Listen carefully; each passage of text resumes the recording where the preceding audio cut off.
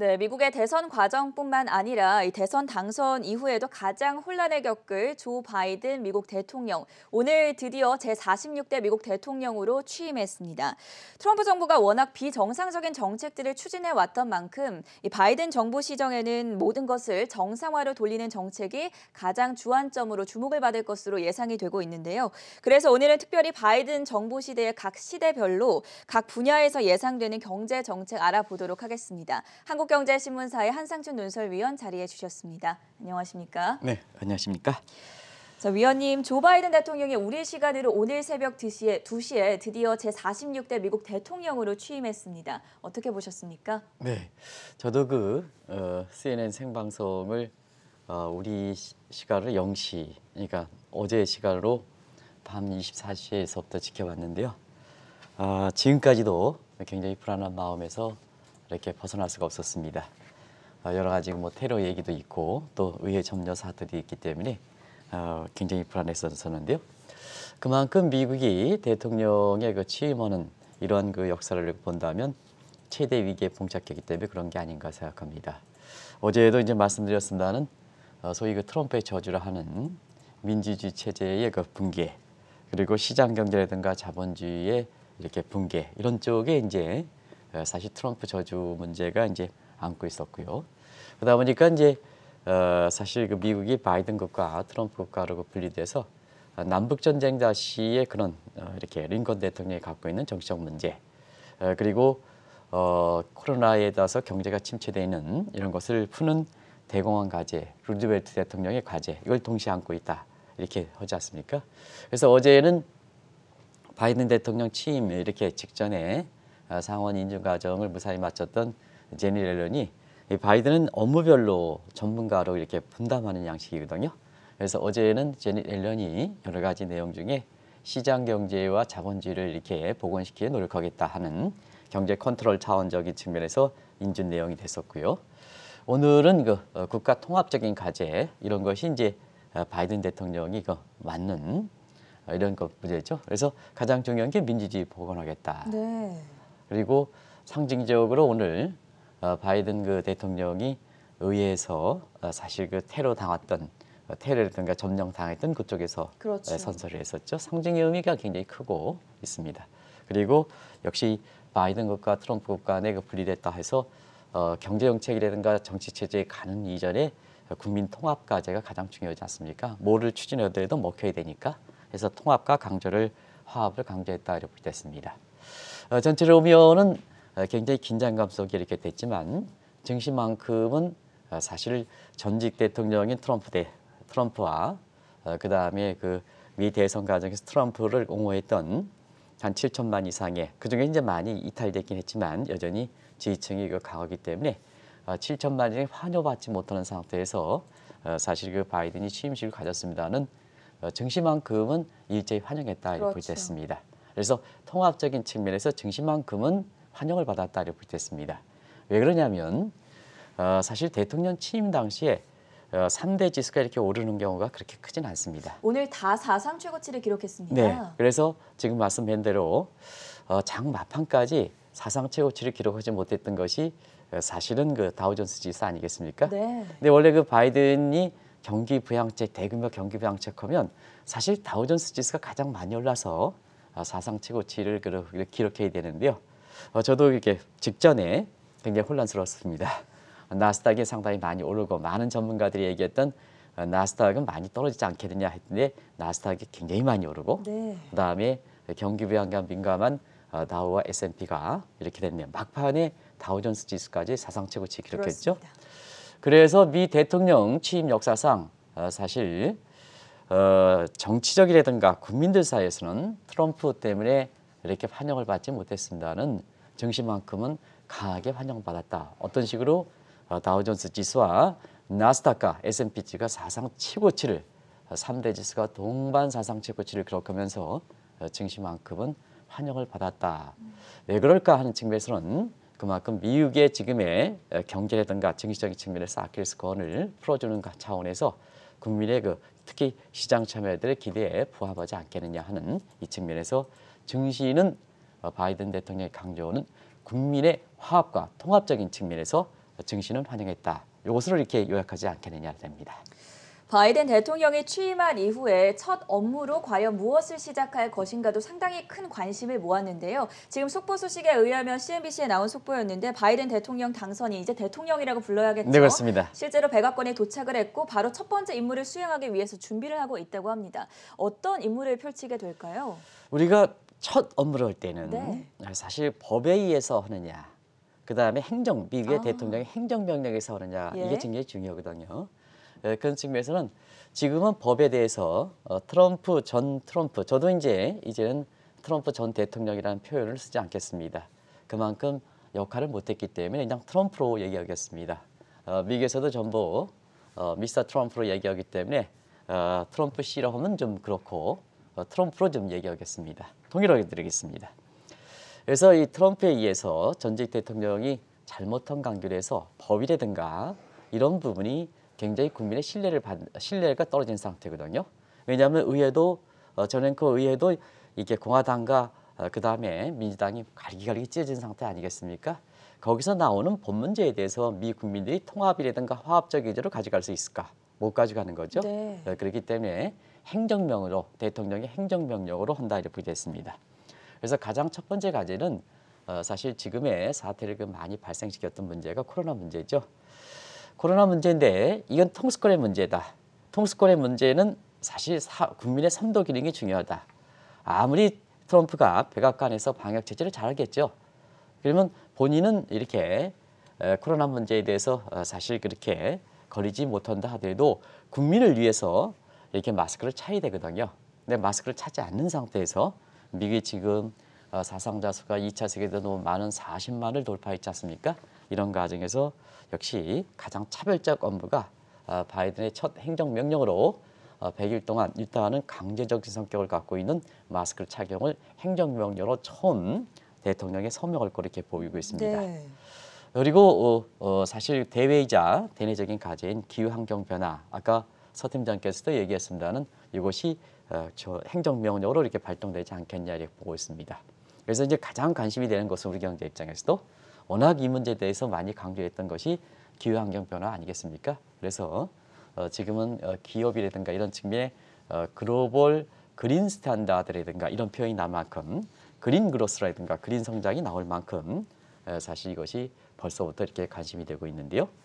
지금 상태에서 왜 그럴까 하는 측면에서는 아마 전앵커도 한번 보시겠습니다. 지금 사실상 모든 사람의 생명을 위협하는 과정에서 가장 큰 무기가 가장 적이 뭘까 하는 측면에서는 일부 사람들이 핵무기라든가 뭔가 이런 얘기를 하고 있지만 네. 사실 올해 같은 경우에서 대홍수라든가 가뭄이라든가 이런 거를 이렇게 보면 역시 기후변화 문제가 가장 큰 문제이지 않습니까? 그렇죠. 그래서 이것은 단순히 국가 간의 CO2 가스 발생 먼저 하냐 아니냐 이 문제가 아니라 이제는 코로나 바이러스 문제까지도 환경 오염에서 발생했다고 이렇게 보면 네. 이게 윤리적 문제로 다뤄야 되지 않느냐. 근데 문제는 화학과 통합일 때, 자 윤리적 문제, 환경 오염 문제는 있는 사람들 환경 오염에 뭐 집에서 보면 미세먼지를 하는 무슨 뭐 스타일링 이런 거 다 갖추고 있습니다. 근데 이제 중하계층들은 소득이 이렇게 없어서 네. 아무것도 더더구나 미세먼지라든가 이런 게 다 노출된 상태거든요. 그래서 환경 오염은 미국의 중하계층들의 화학과 통합을 이끄느냐가 굉장히 중요한데요. 사실 그들 계층들이 더 이렇게 소외된 계층이기 때문에 이 문제에 대해서 바이든 대통령이 전 세계적으로 환경 오염 방지 차원에서 기후환경 변화를 얘기하고 이건 비단 대외적 측면뿐이 아니라 대내적으로 미국의 그 지금 화학과 통합 그다음에 합중국의 이미지를 이렇게 재건시키는데 다시 한번 미국을 다시 합중국으로 돌아오게 하는 데는 이 문제가 가장 크다 해서 두 번째 업무로는 기후환경 변화 문제를 법에 의해 아니라 행정명령으로 발동하지 네. 않겠나 이렇게 보고 있습니다.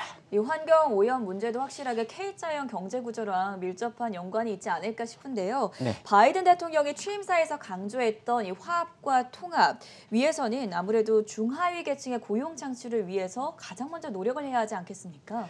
네, 행정명령으로 발동하는 게 지금 한 100가지 정도 될 겁니다. 네. 그걸 다 말씀드릴 수 없고 여러 가지 이민법 문제라든가 이런 문제. 근데 이제 두 번째는 법적으로는 무엇은 첫 업무를 할까 하는 측면이 관심이 될 거 이렇게 보이거든요.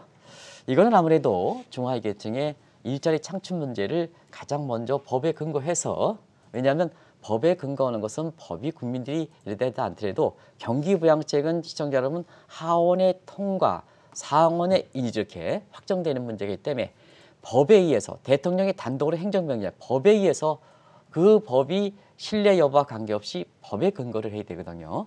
그런 측면에서는 가장 법적으로 첫 업무가 중하위 계층의 일자리 창출을 위해서 굉장히 이 문제에 대해서 강조하지 않겠나, 첫 업무가 거기서 되지 않겠나 이렇게 보고 있습니다. 아시겠습니다는 이 문제에 대해서 왜 이렇게 예상하냐면 오바마 정부 시절에 사실 그 바이든 이렇게 지금의 대통령이 사실 부통령이었거든요. 네. 이때의 모든 경기 대책은 경기 대책이라고 표현하지 않았습니다. 금융위기에 중하위 계층들이 일자리 무너지다 보니까 이것을 이끄는 게 중요해서 일자리 창출 대책이라고 이렇게 표현했었거든요.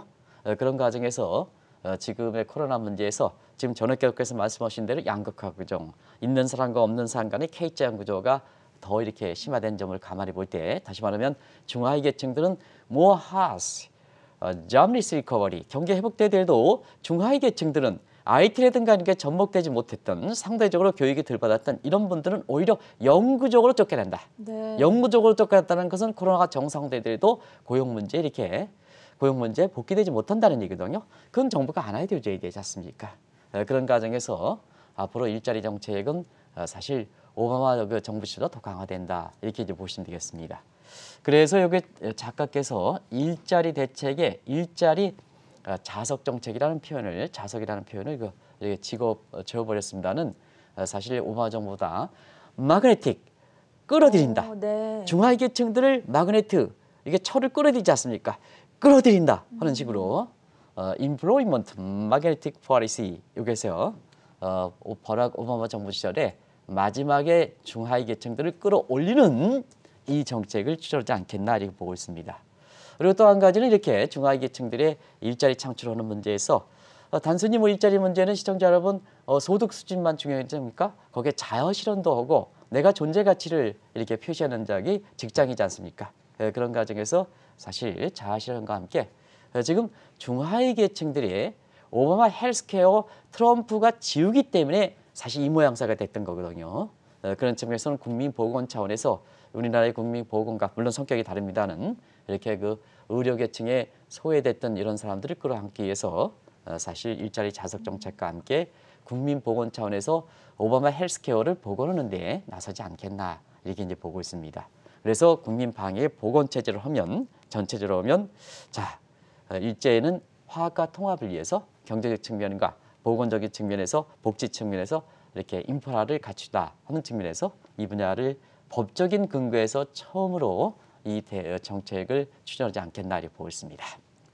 사실 오바마 정부 시대 때 가장 중요했던 두 가지 어젠다가 기후변화 협약과 그리고 오바마 케어였는데 이 헬스케어까지 바이든 행정명령을 통해서 다시 복귀하는 것에 대한 이야기를 들어봤고요. 네네. 최우선 목표인 일자리를 창출하기 위해서는 세제 개편 그리고 산업 대책도 획기적으로 변해야 할 것 같은데 여기에 대해서는 어떤 전망들 나오고 있습니까? 네, 산업 대책, 인더스트리얼 폴리시 해가지고 네. 이 표현에 있어서는 왜 굳이 인더스트리얼 이렇게 표현하냐, 융합으로 여기는 표현하지 않느냐 하는 측면에서 보면 산업 정책에서는 융합을 강조하다 보면 있는 계층, 있는 기업, 대기업들이 간다는 얘기입니다. 그러면 중하위 계층들은 고용 창출을 못하는 겁니다. 그렇죠. 그래서 요 문제만큼은 왜 영어 표현에서 화합 강조하지만 인더스트리얼 폴리시라 얘기하느냐, 그러면 제조업을 중시하겠다는 얘기입니다.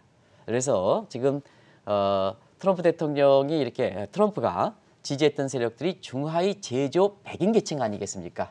요걸 안는다는 얘기입니다. 안는다는. 그래서 인더스트리얼 폴리시, 제조업 부활 정책을 간다 이렇게 됐습니다.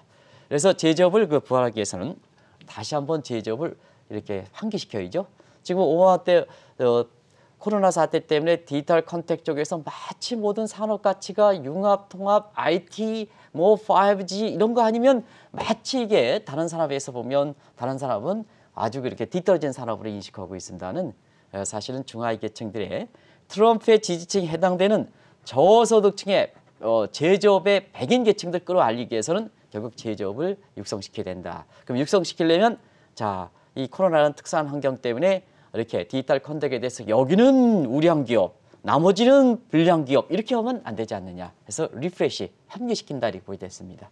그리고 여기에 대부분 다 제조업들은 코스트들이 많기 때문에 밖으로 나갔지 않습니까? 그렇죠. 다시 들어온다 해서 오바마 정부 때 인더스트리얼 폴리시 추진했던 리프레시 정책과 함께 리쇼링 정책을 다시 한번 강조하지 않겠나 이렇게 보고 있습니다.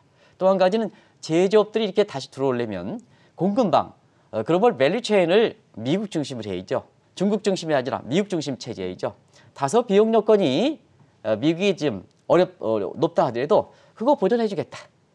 중국에 들어가 있는 제조업 미국 기업 다 들어와라.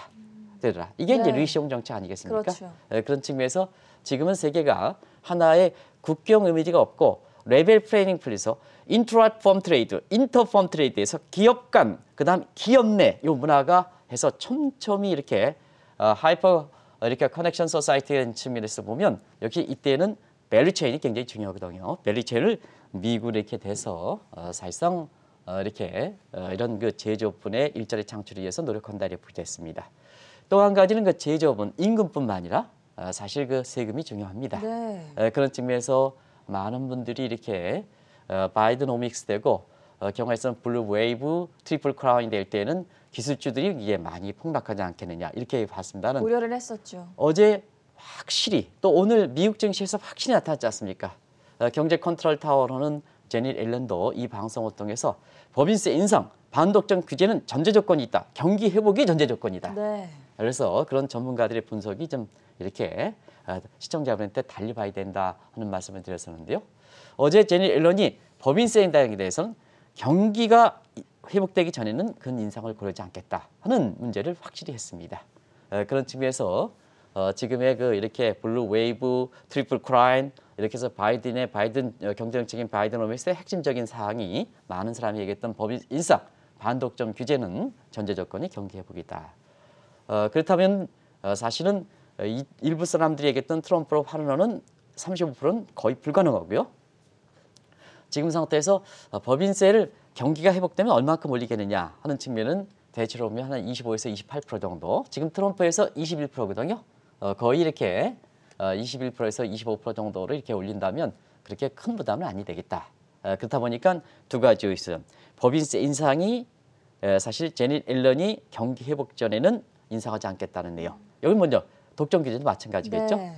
그리고 경기 회복돼서 사실 법인세 인상하더라도 25%면 트럼프의 21%에 비해서 그렇게 높진 않다. 이렇게 본다니까 자 바이든 정부 첫 출범 때 3대 지수로 보면 오히려 나스닥 같은 많은 전문가들이 대형 기술주들이 이렇게 가장 불리할 것이다 하는데 이렇게 3대 지수 중에서 가장 이렇게 나스닥 지수가 많이 올랐다 이렇게 보이됐고요. 그리고 이걸 좀 길게 보겠습니다. 어떤 시청자분은 하루 얘기 가지고 되겠느냐 하는데요. 미 대통령 당선 11월 3일 날 대통령 우리 시간으로 이건 좀 늦었지만 네. 대충 윤곽을 이렇게 해서 대통령 때가 11월 5일인데요. 11월 자정서부터인데 이때를 기준으로 해서 사실상 미국의 3대 지수의 이렇게 상승폭 보면 나스닥이 가장 많이 올랐거든요. 네. 그래서 많은 분들이 이렇게 기술주가 어렵점을 겪겠지 않겠느냐 하는 측면에 정반대 움직임을 나왔다 이렇게 보였습니다. 그것이 오늘 바이든 취임 당시에 네. 3대 지수 중에서도 나스닥 지수가 많이 오른 이렇게 뭔가 일맥상통하다 하는 것을 말씀드리겠습니다. 네, 방금 전에 나스닥 지수를 3개월치로 살펴보시기도 했지만 실제로 크게 하방 압력을 받을 줄 알았는데 오히려 어제도 제닛 옐런 효과에 올랐고 오늘 바이든 취임식 주목을 하면서도 나스닥 지수가 가장 큰 폭으로 오르면서 사상 최고치 마감했다는 점 전해드리겠습니다. 대외적으로도 상당히 궁금한데 대중무역 이 마찰과 관련해서는 미국이 어떤 정책 취할 거라고 보십니까? 대중무역 정책에서는 어제 경제 컨트롤 타워를 해당하는 제닛 앨런이 네. 이게 이 문제에 대해서는 분명히 얘기했죠. 공교롭게도 우리가 말씀드렸던 트럼프식으로 까마귀 대 까마귀로 이게 우월적 이게 매의 이치가 있는데 독수리의 이치가 있는데 트럼프는 뭐냐 자기 자신의 이렇게 내가 싸워서 확실히 이긴다 하는 것을 확실하게 이렇게 정치권다하게 보이기 위해서 우월적 지위는 독수리 지위를 포기하고 같이 까마귀 대 까마귀 하니까 굉장히 아주 이렇게 혼란스러웠던 겁니다. 근데 전체적으로 이렇게 조이러는 모습은 미국이 우월적 지위이기 때문에 중국과 우월적 지위이기 때문에 이렇게 독수리 지위에서 중국과 이렇게 마찰 관계를 이렇게 풀어나가겠다 하는 입장이 전체 모습이다 이렇게 보겠습니다. 그러면 이제 우월적 지위에서 하다 보니까 어떠냐? 평상시에는 사실 미중 간 마찰이 그렇게 불거지지 않을 겁니다. 그리고 뭐든지 리스크는 예상되지 못한 리스크가 위험한 겁니다. 예상된 리스크가 있으면 그 리스크가 발생하더라도 그렇게 증시에서는 이렇게 리스크가 아닙니다. 네. 그런 측면에서 보면 다자 채널을 복귀한다. 어떤 사람은 다자 채널을 복귀한다. 그러나 경제 패권으로는 미국과 중국의 마찰은 지속된다. 이건 조화가 맞지 않는 거죠. 예? 다자 채널 복귀한다 하면서 중국도 WTO 가입한 국가거든요. 네. WTO 가입한 국가에서 시장 경제 지위만큼은 이렇게 인정하지 못한 이야기거든요. 요 시장 경제 지위를 복귀하는 것이 중국 입장에서는 하드웨어는 미국에 같이 이렇게 버금될 수 있는 수준의 차별화가 시대가 됐지만 소프트웨어 측면에서 예를 들어 지적재산권이라든가 이런 소프트웨어 측면에서는 월등하게 미국이 우월적 지위를 갖고 있는 거거든요. 우월적 지위에서 이렇게 보면 다자 채널과 미중 간 세계 양대 국가가 싸우는데 그것도 WTO 가입한 국가가 싸우는데 어떻게 다자 채널을 복귀하겠습니까?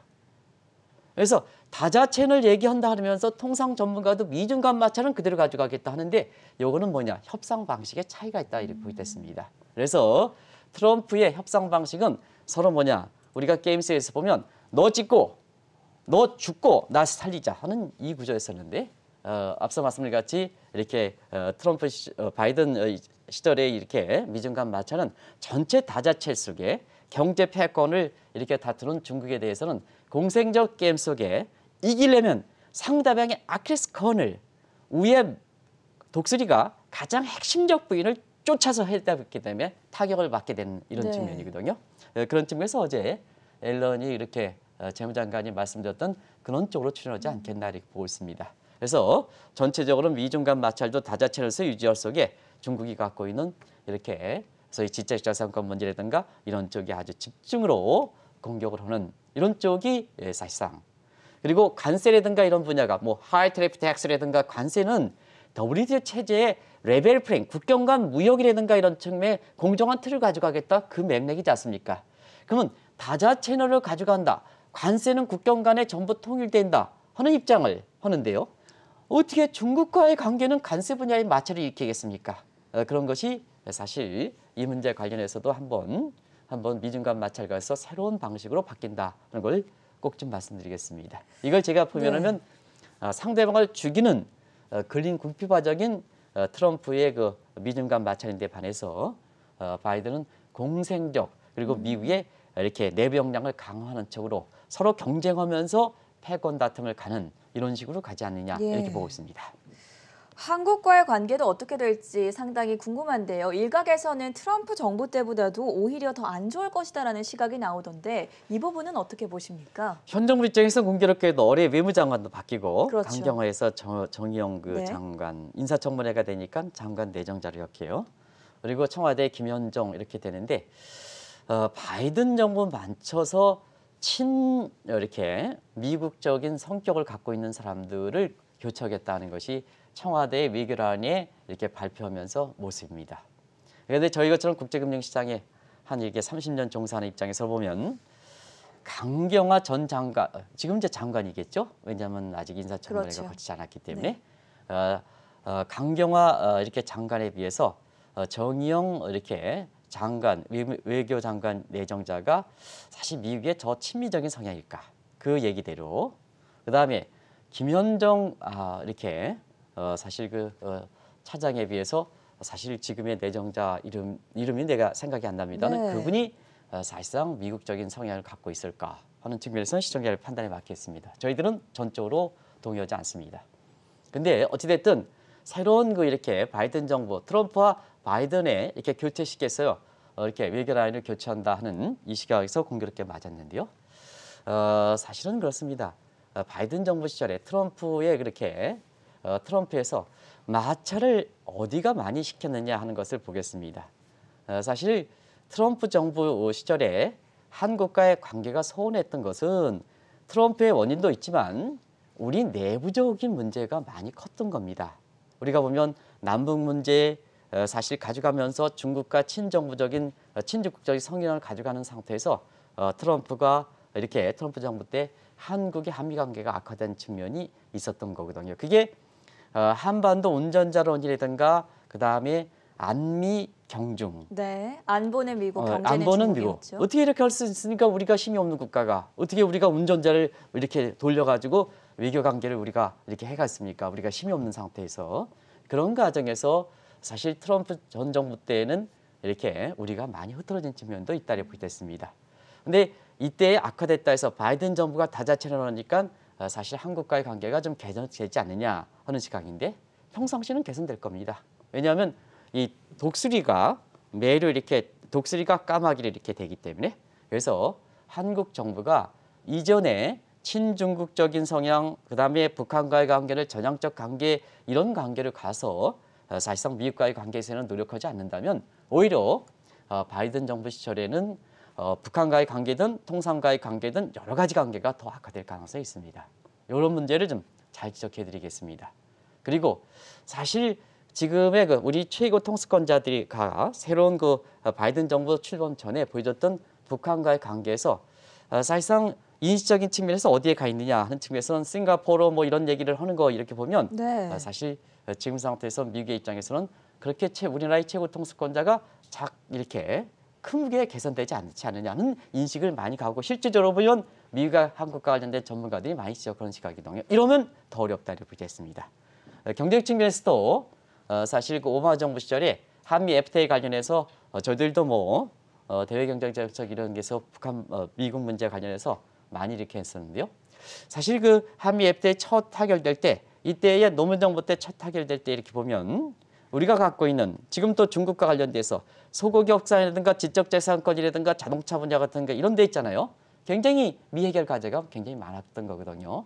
이게 트럼프 정부 때는 사실 트럼프의 이렇게 자기 자신의 이익에서 가려진 측면이 있는데요. 네. 이게 공정한 틀 속으로 다자텔 틀 속으로 이렇게 법적인 틀 속으로 들어오면 이런 문제가 세고라든가 자동차라든가 이런 통상 문제가 이렇게 노출된다는 얘기입니다. 그래서 한미 간의 통상 문제로 과제가 된다는 얘기입니다. 그런 과정에서 사실상 이런 문제에 대해서 정말로 미국과 관련된 새로운 정부에 맞춰서 미국과 관련된 이런 게서 완전히 전면적인 검토가 필요하다. 그래야 미국과의 관계에서 우리가 전형적이냐 아니냐 이득이 된다 안 득이 된다 이걸 판단할 수 있다는 것을 꼭 좀 말씀드리겠습니다. 그런데 이전에 갖고 있었던 이런 태도를 그대로 유지한다면 상당 부분 북한 문제든 자네 통상 문제든 상당히 어려울 것이다 하는 것을 말씀드리겠습니다. 오늘 미국의 새로운 대통령이 취임한 가운데 관련 사안들 자세하게 확인해봤고요. 이제 국내 상황으로 넘어가 보도록 할게요. 그동안 이 시간을 통해서 정책 당국의 섣부른 공매도 재개에 반대하는 입장을 표명하셨었는데 어제 정세균 국무총리도 결을 비슷하는 발언을 하지 않았습니까? 네. 사실 이 문제가 국내 이렇게 동학개미라든가 네, 증식잭선 관심이 관심이 많죠. 많죠. 그래서 워낙 민감한 사항입니다. 그래서 정세균 총리께서 해설을 붙이지 않고 어제 말씀하셨던 내용을 제가 따옴표를 통해서 우리 양 부장님과 함께 그대로 보여드리겠습니다. 민감한 사항인 만큼. 그래서 어제 내용을 고스란히 좀 하겠습니다. 일단은 제도 개선 없는 공매도는 재개하면 안 된다. 이 내용이 이제 됐고요. 네. 그다음에 공매도의 재개를 그동안 허용했지만 지금까지 바람직하지 못하게 운영했다. 그러면 왜 바람직하지 못하게 되느냐? 허용 주체했던 것이 외국인 기관들이었죠. 근데 외국인 기관들이 너무 오용과 남용이 많았다. 실제로 보면 엊그제 이렇게 공매도에서 이익과 동학개미들의 이익과 이렇게 되는데 월등하게 이렇게 사실 공매도에 재개했다는 이익이 외국인과 기관한테 컸습니다. 이건 뭐냐? 평평한 운동장이 되지 않았다는 얘기입니다. 그래서 정세균 총리께서 상대적으로 개인 투자자들 우리가 얘기하는 동학개미의 피해가 컸다 이렇게 보시면 되겠습니다.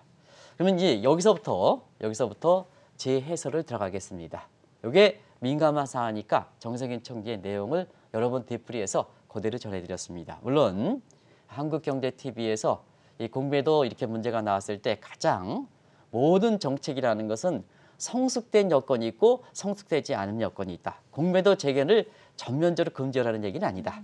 지금의 사태를 볼 때에는 공매도 정책 변경할 만큼 여건이 성숙되지 않았다 네. 하는 이 측면과 이렇게 정세균 총리와의 어제 발언 같은 경우 그 이전에도 이제 발언하셨습니다는 이게 일맥상통하는 것이 아닌가 생각합니다. 한번 보겠습니다. 사실은 공매도 재개 당시에 여건에 비해서 지금 코로나 이후에 한국 증시 여건이 얼만큼 여건이 변했을까 하는 걸 보겠습니다. 왜 과거에 보건적인 측면에서 이렇게 재개 문제가 됩니까? 우리 정책의 여건적인 측면에서는 코로나 이후에 모든 면이 많이 바뀌었지 않습니까? 지금 한번 보겠습니다. 가장 크게 되게 동학개미 역할이 가장 컸지 않습니까? 또 동학개미의 비중이 컸습니다. 삼성전자만 하더라도 외국인과 기관 투자가에 비해서 동학개미의 비중이 더 큽니다. 네. 이게 여건이거든요. 그리고 시장 플레이어에서 보면 사실 코로나에 어려움에 빠졌던 증시라든가 경제 여건을 정책 당국자가 극복했습니까? 동학개미들이 극복했지 않습니까? 그런 상태에서 사실 정책 당국에서 공매도 금지라든가 이런 그 기한에 연장하는 측면에서 뒷받침이 됐지만 이 동학개미 역할이 컸던 거거든요. 컸던 거거든요. 이제 쭉 해서 나중에 말씀드리겠어요. 쭉 길을 필라 그리는데 우리 증시라든가 경제 여건에서 극복하는데 크게 역할을 하지 못했던 정책 당국 우월적 지위에서 이거 기한이 됐으니까 제가 시키겠다. 이러면 되겠습니까? 되겠습니까? 그러죠? 그래서 지금은 정책이라는 것은 그 정책의 규제하는 현실이 바뀌면 그 현실 여건을 이렇게 반영해야 됩니다. 그런 측면에서 공매도 그 재개 문제가 완전히 이걸 금지하라 하는 얘기는 아닙니다. 좀 극단적으로 완전히 금지해라 하는 이런 이야기에 대해서도 저도 이런 거 이렇게 사실 긍정하는 측면도 있습니다. 그러나 공매도 재건에서 보면 지금은 여건이 성숙되지 않았기 때문에 3월 15일 날 무슨 원안이 됐습니까? 3월 15일이 되면 여러 가지 논란이 있었게 논란이 되면 그걸 유연하게 받아들여서 여건이 바뀐 것을 각종 전문가라든가 특히 동학개미들 스마트하니까 동학개미 참여하는 정책 공청회라든가 통해서 그를 받아들이는 것이 정책 당국의 모습이지 무슨 기한이 됐다고 원안이 됐습니까? 그러니까 딱 됐으니까 안 된다. 못 박는 이런 정책이 어디 있습니까? 독재기. 그러니까 한 나라고 이렇게 국내를 문제를 총괄 하시는 정세균 총리께서 오죽했으면 나섰겠습니까? 그래서 그런 문제를 어제 이렇게 말씀드리겠다 이렇게 보여졌습니다. 이번 정 총리의 발언을 계기로 차제 공매도를 없애야 한다는 의견이 더 많아지고 있는 것 같은데 이 부분도 설명해 주시죠. 그냥 자막 보고 시간이 다 돼가지고요. 예. 자막 보고 그대로 하겠습니다. 자막을 그대로 양 부장님 보여주시기 바랍니다. 지금은 어쨌거나 뭐든지 평평한 기획운동 아니겠습니까? 현 정부 입장에서도 문재인 정부 입장에서 기획운동 하지 않습니까? 주택 부동산 대책 실패라고 그렇게 하지만 거기도 기획운동 이렇게 하지 않습니까? 그러면 평평한 운동장을 마련해 줘야죠. 평평한 운동장을 마련해줘야 기업도 구미에 맞는 자금 조달하고 주주 중시 정치를 한다. 그리고 동학개미는 자기 책임의 원칙이 된다. 왜 공매도 재개하는 문제가 무슨 비투를 잡고 거품을 잡느냐 이 문제로 됐냐? 자, 공매도 재개 이렇게 공매도 이렇게 재개 문제에 대해서 이렇게 가면 평평운동장은 동학개미들도 자기 주식 책임 원칙을 지키고 확고하게 간다는 얘기입니다. 그리고 한국 경제도 이 동학개미들의 이렇게 자금이 돌아야 한국 경제 신진대사안이 되고 경제 조화를 방지할 수 있지 않습니까? 그리고 현 정부 입장에서도 공매도 재개로 주가 하락하면 지금 문 정부 입장에서 경제정책에서 제1호에서 건질 게 뭐가 있습니까? 소득주도 실패. 본인들이 얘기를 안 하니까 실패. 그다음에 남북 관계 초보보다 더 악화. 부동산 정책 어떻게 느끼시겠습니까? 지금 25째 발표를 앞두고 있습니다. 국민과 보호편적인 정책에서 세계에서는 부동산 대책이라는 게 쉽게 나오지 않는 거고요. 국민 전체에서 보면 1년에 2번 나오더라도 그게 너무 많이 나온 겁니다. 지금 24번째 하고 지금 4년이 지났습니다. 1년에 6번씩 나왔습니다. 2개월마다 한 번씩 나왔습니다. 2개월마다 한 번이 나오면 정책 발표해봐야 여기 따르는 사람들 입장에서는 이거 지키면 되지, 이거 지나가면 되지 이런 식으로 되는 겁니다. 그래서 사실상 지금 상태에서는 이렇게 우리 어려운 걸 때 코로나 사태를 극복시키는데 작전기획했던 동학개미인데요. 지금은 그린슛 단계거든요. 그린슛 단계. 네. 이걸 잘 키워서 주식 대중화돼 자본주의 민주주의적 자본주의가 이렇게 되려면 그게 온정적 자본주의가 되면서 결과적으로는 국민과 화합과 통합을 도출하는 거거든요. 공매도 재개한다. 동학개미들 다시 또 어려워진다. 그러면 화학과 통합이 되겠습니까? 안 되는 거죠. 이런 측면에서 이렇게 보면 사실상 마지막으로 좀 자막을 하면서 제가 마치려고 하겠습니다. 지금 이 코로나 사태에서 한국의 어려움에 빠졌던 위기라든가 경제를 극복해서 경우에 따라서는 문 대통령님이라든가 아니면 그 홍당기 부총리님이라든가 제가 님자를 굳이 붙입니다. 붙입니까? 그다음에 경우에 따라서는 여당 국회의원이 가장 이렇게 혜택을 받지 않았습니까? 그 혜택을 받으면 자, 이걸 어떻게 잘 키워서 골든골로 가야 되지 않습니까? 골든골. 가을에 풍성한 열매를 맺었지 않습니까? 근데 뭐냐? 가지치기를 지금 한다. 이렇게 해서 가지치기를 하다간 뼈대부터 잘하면 결과적으로 보면 동학개미들이 이렇게 주면 한국의 증시가 퇴보하는 거거든요. 자, 그러면 여기서 정책 당국은 어쨌거나 한국의 경제 발전이라든가 이런 건 주가가 올라가야 됩니다. 어찌됐든 주가가 건전하게 올라가야 됩니다. 네. 아이 코스피가 떨어지면 그게 됩니까? 한국의 위상이 되는 것은 어쨌거나 주가가 올라가야 되거든요. 이게 뼈대다. 근데 그 과정에서 뼈대가 잘 자라기 위해서 뭐냐? 지금 너무 돈이에서 동학개미에서 많이 하다 보니까 거품이나 그다음에 비투 문제가 돼. 그건 가지지 않습니까? 가지. 그럼 뼈대가 잘 자라기 위해서 가지가 나오니까 가지만 잘라야 되는데 요게 우선이다 보면 뼈대가 잘라진다는 얘기입니다. 분명히 정책 당국에서 말씀드리겠습니다. 우리 주가는 올라가야 됩니다. 자본주의 사회에서 우리 주가를 올라가야 되지 않습니까? 그럼 뭐냐? 거기에 거품이라든가 비투 문제가 이렇게 된다면 그건 가지 분야입니다. 가지 분야에서 잘못 차려가지고 이걸 우선하다가 뼈대부터 자르면 안 된다는 얘기입니다. 정책 당국에서 꼭 좀 말씀드리겠습니다. 그래서 제가 좀 강한 얘기를 하겠습니다는 정세균 총리께서 어제 이렇게 말씀하셨던 공매도 재개는 제도 개선 없이 이렇게 재개할 수 없다 하는 이런 입장에 대해서 전적으로 공감한다. 네. 제 개인적 입장입니다. 한국경제TV의 전체 입장이 이렇게 제가 한국경제TV의 전체 입장을 물어보지 못했습니다는 개인적 입장을 전제로 해서 정세균 총리의 이런 발언을 전적으로 공감한다. 이걸 마지막 결론으로 마치겠습니다. 네, 오늘은 국제, 국내 이슈를 종합적으로 이야기 들어보는 시간이었는데요. 미국에서 이제 새로운 대통령이 취임을 했고 취임식이 열렸던 만큼 바이든 시대에는 어떤 경제 정책이 펼쳐질지 자세하게 다뤄봤고 그리고 어제 있었던 이제 정세균 국무총리의 공매도 재개 관련한 발언에 대해서 진단 말씀 들어봤습니다. 오늘도 한국경제신문의 한상춘 논설위원과 함께했습니다. 고맙습니다. 네, 고맙습니다.